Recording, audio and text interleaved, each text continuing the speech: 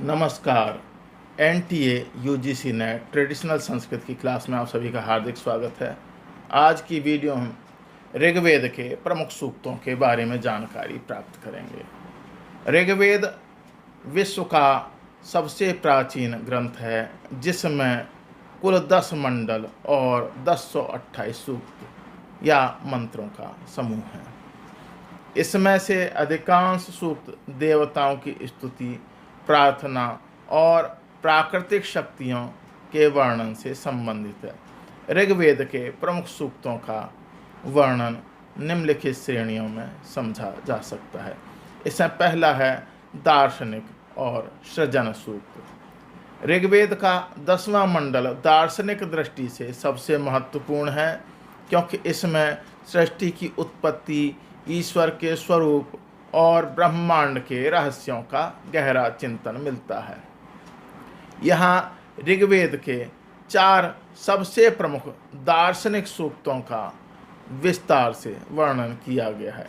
इसमें पहला है नासदी सूक्त। नासदी सूक्त ऋग्वेद के 10वें मंडल का 129वां सूक्त है।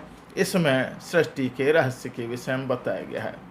यह सूक्त विश्व के इतिहास में सृष्टि की उत्पत्ति का सबसे प्राचीन दार्शनिक विचार माना जाता है।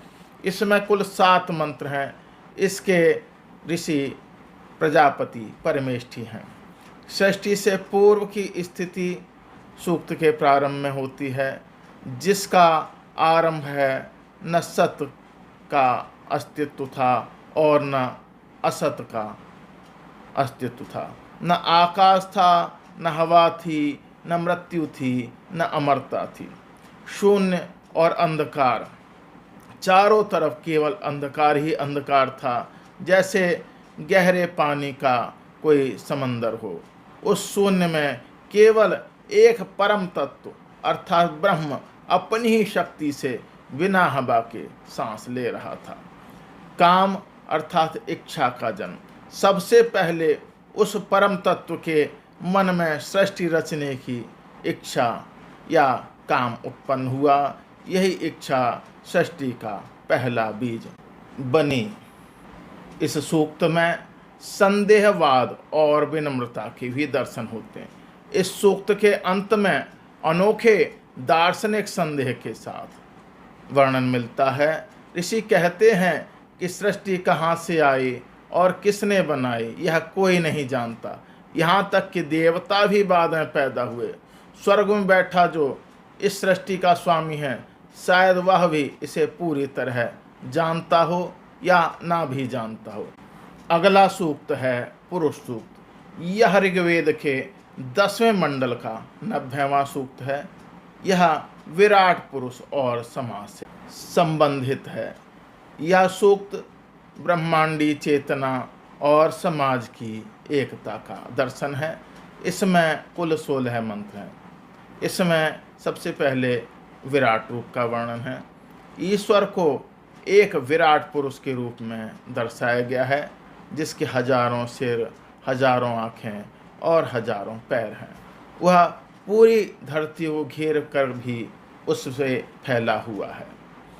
इसमें यज्ञ से सृष्टि के विषय में बताया गया है। देवताओं ने इस विराट पुरुष का मानसिक यज्ञ किया।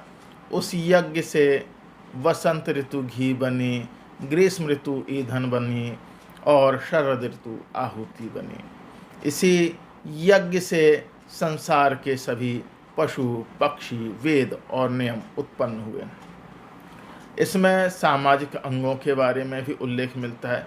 इसी सूक्त में समाज को एक शरीर की तरह माना गया है।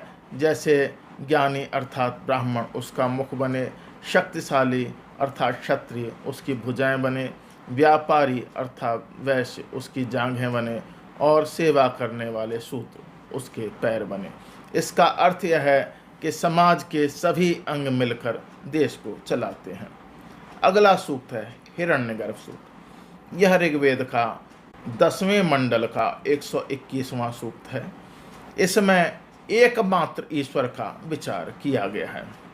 यह सूक्त एकेश्वरवाद अर्थात एक ही भगवान का सबसे बड़ा प्रमाण है। इसमें 10 मंत्र हैं। इसमें सबसे पहले सोने का अंडा या हिरण्यगर्भ का उल्लेख मिलता है। सृष्टि की शुरुआत में सबसे पहले हिरण्यगर्भ अर्थात सोने के अंडे के रूप में चमकता हुआ तत्व उत्पन्न हुआ। वही पूरी सृष्टि का अकेला स्वामी है। इसमें प्रकृति पर नियंत्रण का भी उल्लेख है। उसने पृथ्वी और आकाश को थामा हुआ है। पहाड़ों की बर्फ और समंदर की नदियाँ उसी की महिमा गाती हैं। इसमें ध्रुवपद अर्थात टेक का भी हमें दर्शन होता है।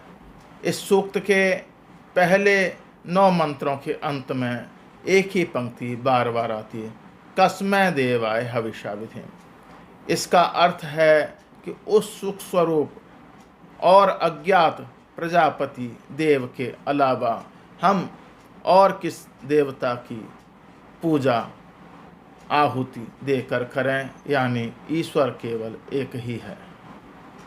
अगला सूक्त है वाक सूक्त। यह ऋग्वेद के 10वें मंडल का 125वां सूक्त है। यह आत्मज्ञान और शक्ति से युक्त है।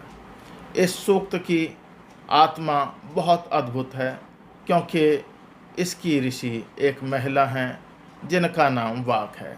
वे महर्षि आम्भृण की बेटी हैं और इस सूक्त में वह अहम ब्रह्मास्मि का उद्घोष करती हैं।